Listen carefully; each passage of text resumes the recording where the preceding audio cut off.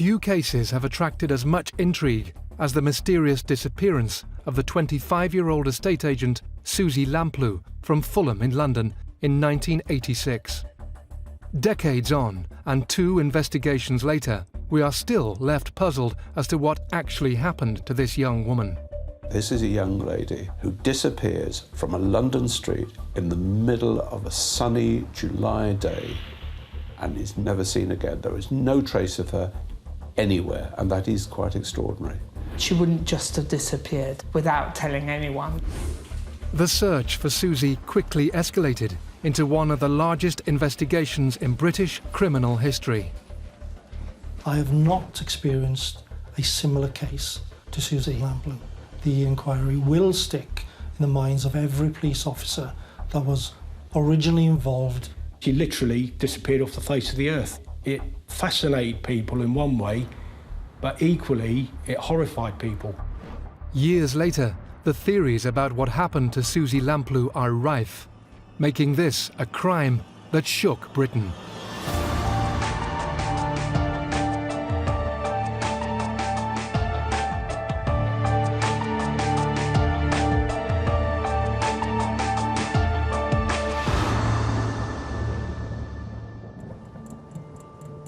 Hertfordshire, England. July the 28th, 1986. The brother of Suzie Lamplugh received a telephone call that will change his life. I was working at a fish farm, and I remember when my dad, I think, phoned me and said that Suzie has not returned from a time when she was showing someone around a house, and they were starting to get worried. Richard's younger sister had worked for Sturgis estate agents in Fulham, London, for just over a year.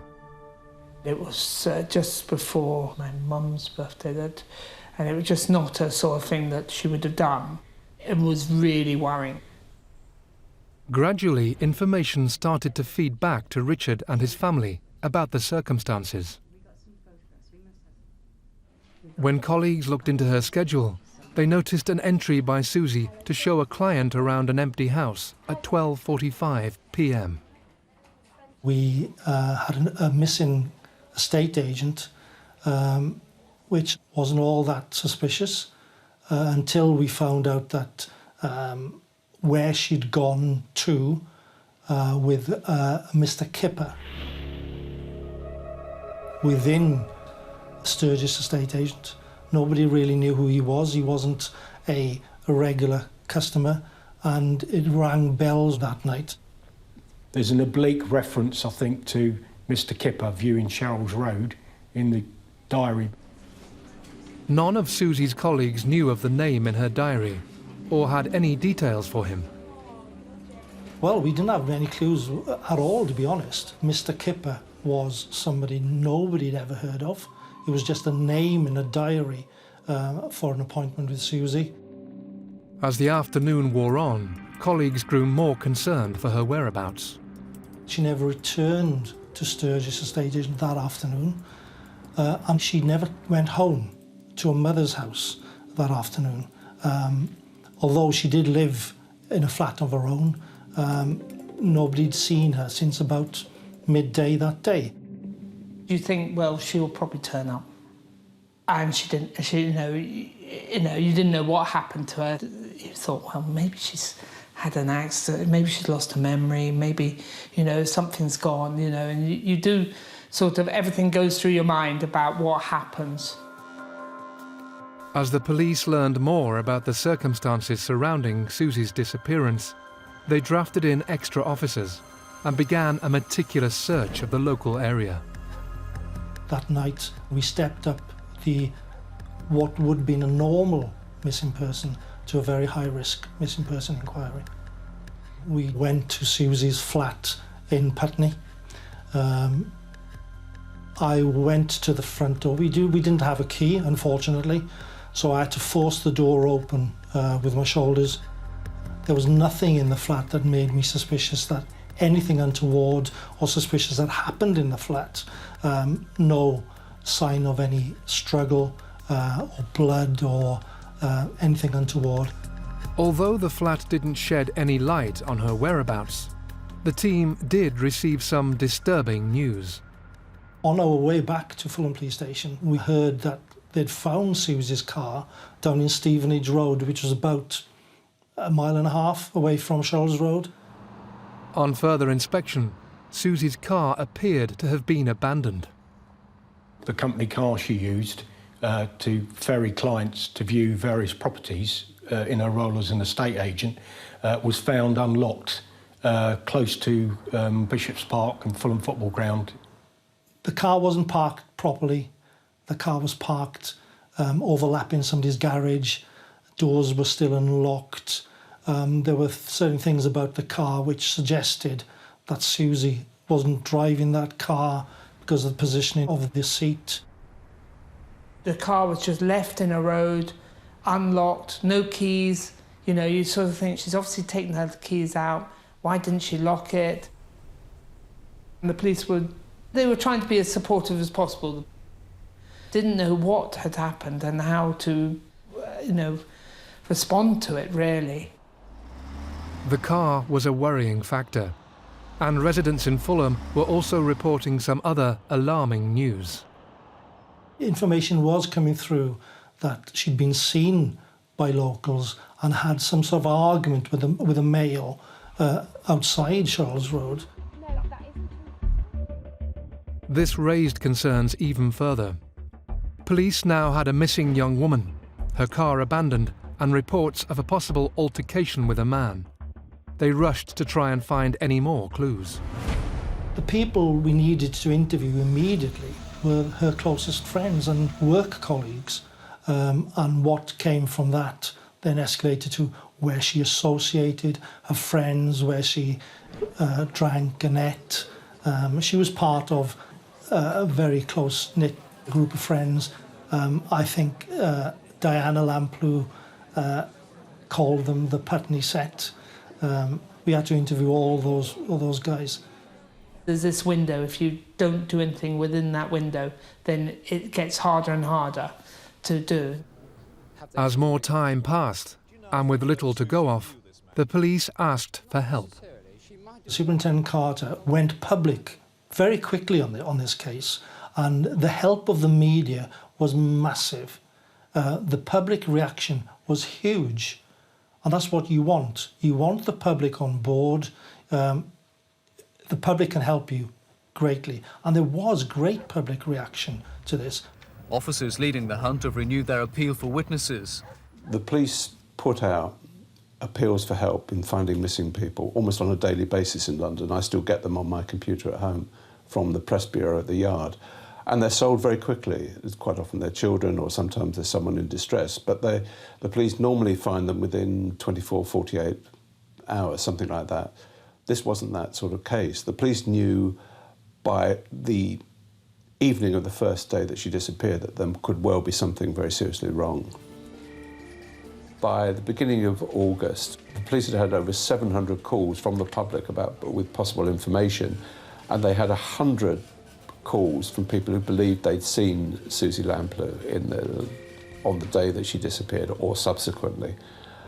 At the same time, it obviously stirred up a certain amount of fear in the public because there were reports that a number of shops in London had sold out of women's alarms because people were concerned about a possible attack on them. As the media picked up the case and the hunt for Suzie went national, her family tried to search for any answers. There were no sort of enemies, there were no, major boyfriends who would do this, They had nobody to pin it on. 1986. The Metropolitan Police are calling on the public to help with the disappearance of 25-year-old estate agent Suzie Lamplugh. Last seen leaving her office to show a client around a property. There have been no sightings of her since. Her car has been found abandoned, and residents have reported an argument between a man and a woman. But this is all detectives have to go off. Why was a car in Stevenage Road? Why? We never know. Was she kidnapped? No, there wasn't a struggle, was there? Was Was she forced into a car? That was never seen to be forced into a car, was there? She went voluntarily to do what? I don't know. Did she go down to a street thinking that she was just going to be with a man to have a quiet chat, and things went wrong from there? Despite huge public support, each lead that is provided reaches a dead end. To the frustration of everyone affected, they are left only with theories about Susie's fate. It did dawn on me about sort of like a month or so in that this is it. That there is something. She has disappeared. That someone's done something. Someone's taken her, because there was so much press coverage. We used to have to wash the floor of the shop that we sold fish from, and I would put down the newspaper, and of course you see my sister's picture in the newspaper, and you sort of think, it's just a bit of newspaper, but do I leave it down there, put it up, pick it up, or what do you do? You're wanting to keep your hopes up, and you don't go into mourning. I didn't get this feel of loss, because you want to keep your hopes up, you know. You think, any minute now she'll walk through that door when you were down at Mum's, you know, hi, I just thought I would take a holiday. But it never happened. For the Lamplugh family, the agony of not knowing what happened to Susie is channeled into the start of a charity in her name. Her parents, Paul and Diana, felt very passionately that something positive had to come out of Susie's disappearance. Diana Lamplugh felt that it couldn't all be negative, what had happened. And so within weeks of Susie's disappearance, the Lamplughs had set up the first meeting of the Suzie Lamplugh Trust, which was really aimed at helping people to live safer, more confident lives, and to find ways of educating people to take steps to improve their personal safety, but without curtailing their freedoms and liberties. I was very, very proud. You know, when my mum does something, she throws herself into it. People say, well, you should be grieving, you should be mourning your loss of your daughter, but in you're getting all this glorification. But it wasn't. To her, she saw it as something to achieve, to strive, to try and stop others getting in the same situation as Suze. She had some very influential figures behind her, and that all helped to keep things ticking along. The problem for the police is, alongside that public interest, is their concern for costing. From a small room in the family home, Susie's parents worked tirelessly to spread the important message of personal safety, whilst maintaining the pressure on the authorities to keep up the search for their daughter. But as the months went by, they find nothing. The inquiry went on until it was tapered down, probably about a year later. To be fair, the Lamplughs themselves were assiduous in trying to get people interested, especially Diana Lamplugh. But it did begin to tail off. And in, I think it's 1987, the police began to wind the case down. They had no good leads. They had no body. They appeared to have no good suspect, and they didn't have a motive. So given the demands that were on the police in the 80s, for example, you had an active provisional IRA campaign going on in London, you had a number of high-profile robberies. The police force was not as big as it was, as it is now, in fact. It was quite likely that they would start to pull the plug on the investigation, or rather leave it to sleeping. And when that happens, the press and the media normally begins to back off as well. Publicly, the inquiry into Susie's disappearance continued, but behind the investigation, her family tried to come to terms with their loss. The memorial service we had, I think at that point I knew she wasn't coming back. Life had to move on. It was really at that point I drew a line and said, no, she's not coming back, and she's been murdered. And it's always difficult to say that.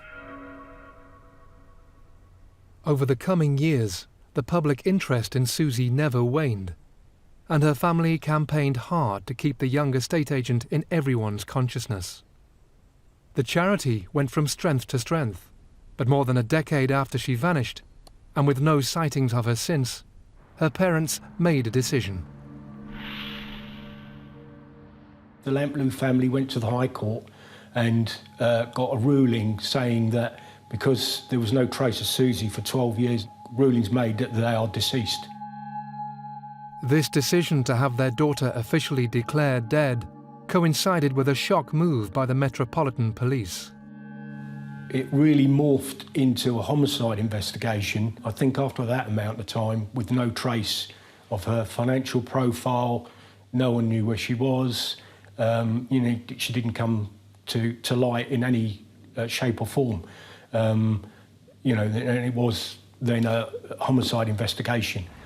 The Cold Case Review looked at Suzie Lamplug's case, and basically what it looked at were forensic advancements in the intervening years. 14 years after Suzie Lamplugh vanished from the streets of Fulham, the Metropolitan Police pushed to solve the mystery once more.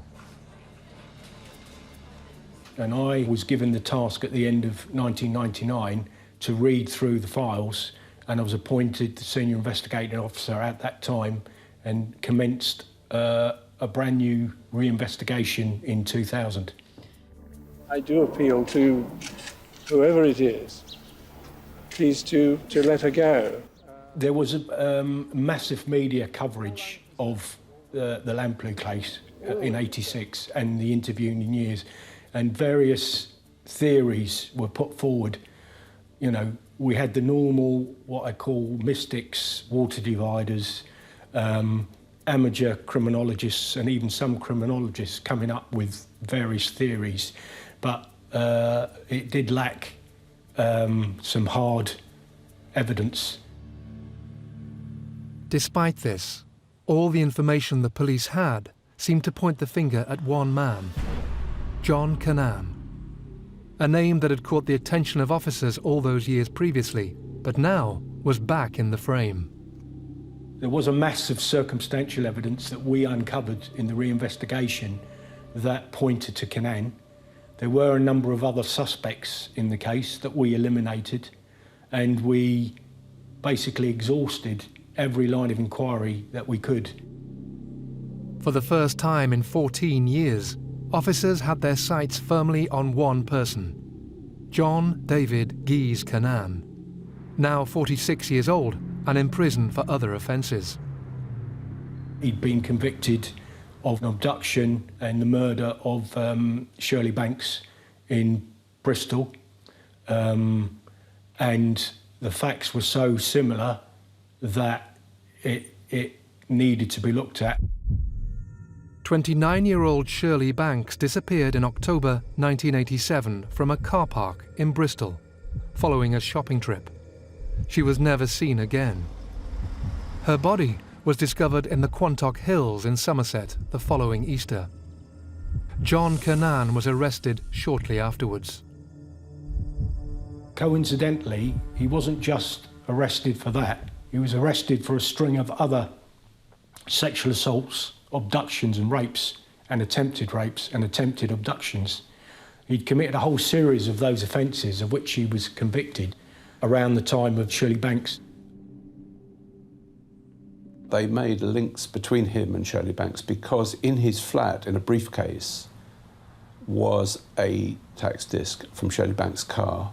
They found a fingerprint from Shirley Banks in his flat as well, but that came later. So that's how he begins to come into the picture. He's got a modus operandi which looks very similar. He's involved in the disappearance of Shirley Banks, who was snatched off the street. The evening before she disappeared, he tried to snatch another woman. So there's a lot of interest in this. It's the media and the Lamplughs who say, hang on a minute, come on, this could well be interesting. Although Cannan had a string of convictions, Bristol is over 150 miles from Fulham. What other evidence could connect this known criminal to Suzie Lamplugh? The Lamplughs later said that they had told the police that they thought Suzy had a boyfriend in the last few weeks before she died, who they believed came from the Bristol area, which is where Cannan's family lived, actually. And subsequently, the other witnesses came forward saying that they believed she had a boyfriend, that he might be from the West Country. And more disturbing information was to come. She told one of her relatives shortly before she disappeared that she was very concerned about the guy that she was going out with, and she was getting quite scared of him.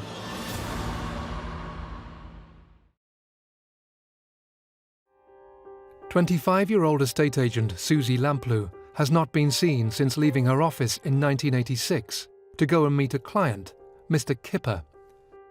14 years later, police review the case and specifically turn their attention to one man, John Cannan. In prison for the murder of another woman, Shirley Banks, a year after Suzy's disappearance, officers quickly began to build up more circumstantial evidence, putting him in the frame. Cannan was interviewed by us twice. You might find this strange. John Cannan was in prison in the borough of Hammersmith and Fulham, yet he denies ever having been to Fulham. He knew where Kensington was, knew where Notting Hill was, knew where Hammersmith was, but strangely said he'd never been to Fulham. Incredulous as that might seem, that's what he said, and that's recorded. We could prove that he had. We know he had work experience. He was released on a daily basis. What is significant, he was released from prison the Friday before she went missing. Now, okay, people say, oh, what a coincidence. I don't believe in too many coincidences, not when they all mount up. And further circumstantial evidence positioned Cannan in the area at the time Suzy disappeared. We did a reenactment at the time, and we identified some new witnesses, one being a jogger who said he thought that somebody looking like Suzy and Cannan having an argument in the car at about the time. It was significant that we believed the vehicle to be a left-hand drive BMW, either very dark coloured, either black or navy blue, and they drove off at speed. We identified a car that Cannan had been using in crime with a criminal associate who were both in the prison hostel next to Wormwood Scrubs. There's other circumstantial evidence where Cannan turned up at a house in Fulham that was for sale, uninvited, without an estate agent, and the woman let him in, although she felt a bit suspicious. Fortunately, her husband was in the house. He didn't realise that, started behaving strangely, and the husband came into the room and he left quickly. You got the Sherrolds Road episode where you got Mr Kipper, and you know that is definitely there. We had a witness that came forward that put Cannan looking in the estate agent's window the day before Suzy went missing. All this alarming information, pieced together gradually, began to paint a picture of what might have happened to Suzy and who could be responsible for her disappearance. And another mystery. The name in Suzy's diary also pointed to Cannan, after rumours circulated that his nickname in prison was Kipper. As officers honed in, they looked deeper into this violent criminal's background. He was born in the Midlands, so I think to a middle-class family, went to grammar school, but at the age of 14, he was convicted of a sex attack. He worked as a car salesman and eventually got married and had a child, but he was a very erratic character. He abandoned his wife and child and took up with a girlfriend, and when they fell out, he attacked her quite brutally.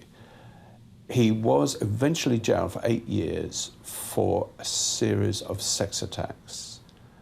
And what begins to emerge in his makeup is that he is, or was, very attractive to women. He appeared to be very old-fashioned. He would chat up a girl, and then he would perhaps send a box of chocolates or some flowers, and then he would appear with a bottle of champagne. He comes over as very smooth, very affable, appears to be a successful businessman, which he certainly wasn't, and he appears to have a rather nice romantic streak, although there's something in the background you won't like, certainly if you're a woman. But what was it about Cannan that drove him to such violence? One of the things about John Cannan, he doesn't like rejection. There is a pattern with former girlfriends where when he feels rejected by them, he resorts to violence. One former girlfriend in particular would provide Jim Dickey and his team with some very specific information. There was an episode where she made some comments about Cannan, where they had a conversation in a car near Norton Barracks in West Midlands, where he said something to the effect, and I'm paraphrasing it, who knows, Suzy could be there. This is the first time somebody had directly quoted Cannan mentioning Suzy in any way, and needed further investigation. And that's why Norton Barracks had quite significant meaning in a way, but unfortunately over the intervening probably 15, 16 years, we did a scoping exercise in that area, but it was hugely developed, was completely different from what it was at the time. And the advice we were given at the time was you just wouldn't succeed because you'd have to dig up houses and the foundations, and hugely expensive. Whether this comment from Cannan was legitimate or a hollow statement, we may never know. He plays mind games. Cannan does things for a reason, either to throw people off the scent, to impose his Walter Mitty thought process on other people. Another potential clue that has always kept officers guessing is a registration plate Cannan fitted to Shirley Banks's vehicle, the year after Suzy disappeared. SLP 386S. You could interpret that as Suzie Lamplugh, 86, year being 86. What the rest of the figures mean, who knows? And the last bit, who knows what that means either. There is also an interpretation that could be a reference on a map, because the reference does correspond or very close to the area Norton Barracks in Somerset. And it's the sort of thing Cannan would do. He would throw in a sweetener to either draw you off completely or to give you a big clue and see if you were clever enough, almost like a crossword clue. With all this information pointing to Cannan, officers took the decision to launch a search for Suzy's body. The Metropolitan Police relaunched the investigation into Suzie Lamplug's disappearance after her family took the decision to have her legally declared deceased.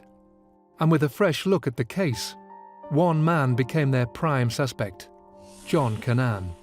After receiving particular information, detectives decided not to search a military base, but turned their attention to a site in Somerset. There was a search in the Quantocks where Shirley Banks's body had been disposed of. That's hugely significant when you look at Cannan's profiling. The fact that he disposed of Shirley Banks's body in that region, I felt, and other officers agreed with me, that it was worth exploring, because as a child he used to go on holiday in that region and obviously knew the area quite well. I wouldn't say it's wild, but it's just farmland and forest. We didn't find anything, but it gave us an insight into Cannan's thought process around this. Although they were no closer to finding Suzy, officers were determined to keep looking. We did another search subsequent to that, I think about a year later, again in Somerset, in the Somerset Levels, close to one of the rivers. And we searched there because we had some intelligence that Cannan frequented the area and it might be a possible burial site for Suzy. We also employed RAF to overfly of certain regions and take photographs, and were able to analyse those photographs to say what might be good sites to dig because of the impression. We also had the Royal Marines helped us. Hand on heart, I can't say we didn't do things because the obstacles were too high. Yet despite an enormous amount of collaboration between the services, nothing was found at this location either. Whilst the police were keen to draw some conclusion with the searches, this wasn't important for everyone. Maybe it was just getting the person who had killed her. That was as far as I'm concerned. I wasn't interested in finding her body. I'd rather leave sleeping dogs lie. Just keep her memory. I'm more interested in the future and trying to save other people from getting the same thing happen to her. Susie's body may not have been located, but with the mounting circumstantial evidence, Jim Dickey interviewed the man he felt was responsible. From memory, Cannan did not come up with an alibi. Now, that might have been deliberate. The thing is, if you give an alibi, you give the police an opportunity to prove or disprove it, which is what we would have done. If you haven't got an alibi, there's nothing to prove or disprove. With Cannan giving nothing away and no hard evidence categorically pinning the crime to him, the new investigation concluded. Well, Cannan has never been charged. He's arrested, but he's never been charged. It's all circumstantial, no clear link. The prosecutor agreed we'd done a very thorough reinvestigation. Could not see that there was anything we could do further. Regardless of this outcome, the police made an unprecedented announcement. I was quite surprised by the fact the police were so upfront about John Cannan. Normally what happens is if the police do suspect somebody, very strongly suspect somebody is responsible, they may well guide the press by saying privately that they believe this may well be the culprit. But in this instance, in 2002, they were very upfront about it. I'm happy in my own mind that John Cannan is the man who probably abducted, sexually abused or raped Suzy and murdered her. We said so at a press conference when the results were made, which is unusual in the extreme. John Cannan has been interviewed twice by police in connection with Suzy's murder since his arrest. Whilst the new investigation didn't lead to an official conviction, it did bring some possible answers for those close to Suzy. And in the years since she has vanished, the trust set up by her parents continues to grow. It's been part of my mum and dad's, still my dad's life. He's not so much involved in it now, but he still has a bit of a role. And friends as well. And my brother-in-law and friends of the family are also in trustees as well. So it's nice to see that everyone's sort of involved. My mum gave the rest of her life for it.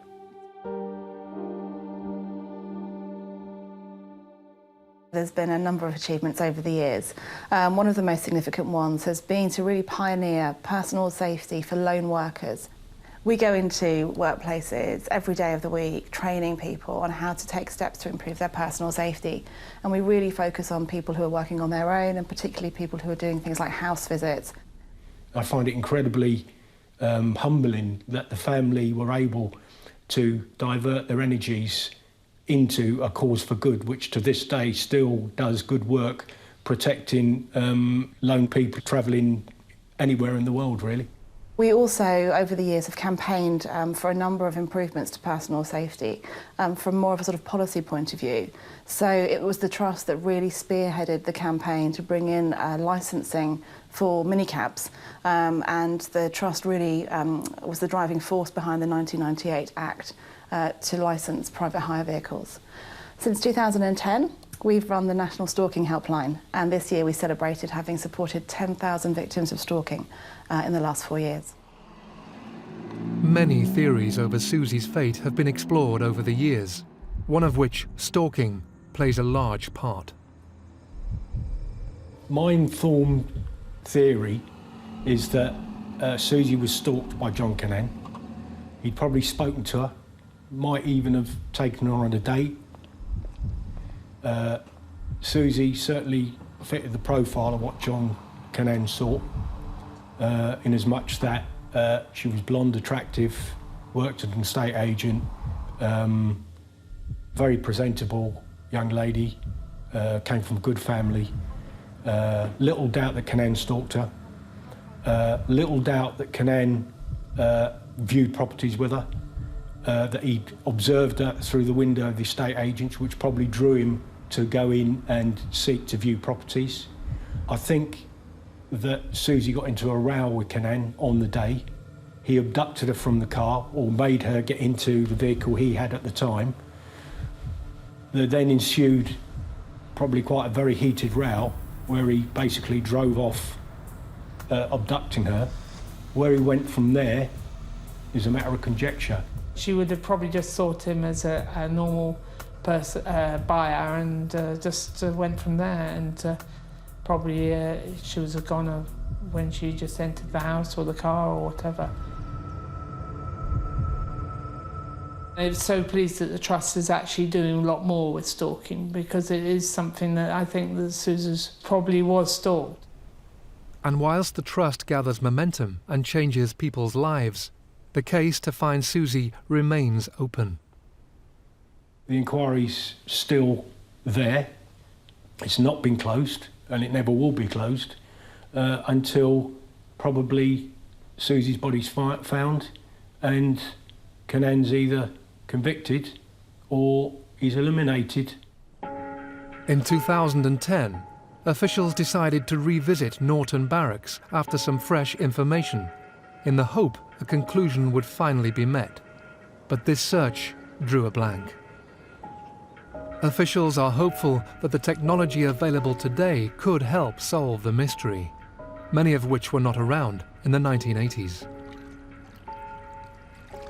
The lack of technology then, for example, CCTV cameras, mobile phone, cell analysis, tracing, the computer system of homes, forensic ability of DNA, all that today is available, not necessarily back in 1986.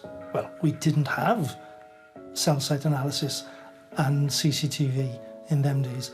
If we'd have had CCTV in itself, the inquiry would have been far in advance. John Cannan remains the #1 suspect for abducting and murdering Suzie Lamplugh. He continues to deny his involvement, but has made cryptic remarks in the past. He said to the solicitor in a throwaway remark, I may well tell all when my mother dies. The fact that we had the comment means probably it was made or overheard. Whether Cannan supports that or not, who knows? I have come across people like Cannan, who I believe is a psychopath, clear and simple. There is a difference between psychopaths and what I call career criminals. Strangely enough, Cannan falls in both those categories. A, because he's abducted, serial sex offender and murdered female victims. Also, he's had a career in criminality involving armed robbery, credit card fraud, cheque fraud, petty crime, which strangely enough he'll admit to, but when it comes to the serial sex offending, abductions, kidnaps, murders, he's in complete denial. He's got a full life tariff, which means that he has to serve until he's 65 or longer before he's considered for parole. And my view is, if he ever was released, he would still be a danger to the female population of this country.